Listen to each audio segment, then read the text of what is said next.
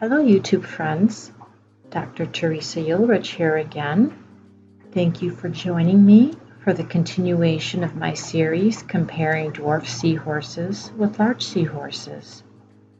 If you've missed the previous episodes of this series and want to take a look, I've linked them below this video for your convenience. Today's focus is on part 8, life expectancy of seahorses. This is going to be a very short video, but it does focus on a question that some of you may have as far as considerations for deciding upon larger seahorses versus dwarf seahorses when you are making a decision about moving forward with your purchase. Let's start with larger seahorses. Now, I don't really know what the exact length of time a large seahorse lives. That may depend on species, and if we're talking about wild-caught seahorses versus captive-bred seahorses, and if we're talking about in the wilderness versus in captivity. My understanding is there's an estimated 5 to 10 year lifespan for seahorses who live in excellent conditions. And this is whether we're talking about in the wild or in captivity. Notice how I say under excellent conditions.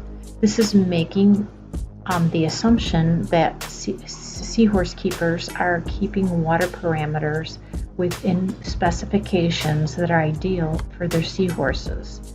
Of course, this lifespan can be quite a bit shorter if seahorse keepers find trouble keeping water within a range of quality that is acceptable for seahorses.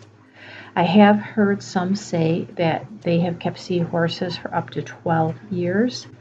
I don't know how true that is, but it at least gives us an idea of what the potential lifespan in captivity can be.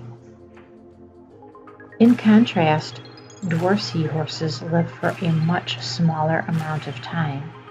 It's pretty well documented in the wild. Dwarf seahorses live approximately 1 to 1.5 years. And that seems to be about the lifespan that most seahorse keepers observe in captivity, whether working with wild-caught or captive-bred dwarf seahorses. Again, I have heard some reports of dwarfs lasting up to 2 years, but I don't think that that's typical.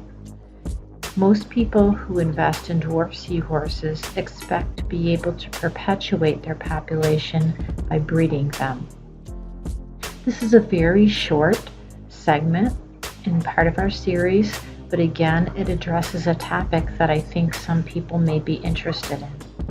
Thanks so much for joining me. I hope you'll continue with the next part of the series. If this information is helpful or interesting to you, please be sure to hit the like button and add some comments.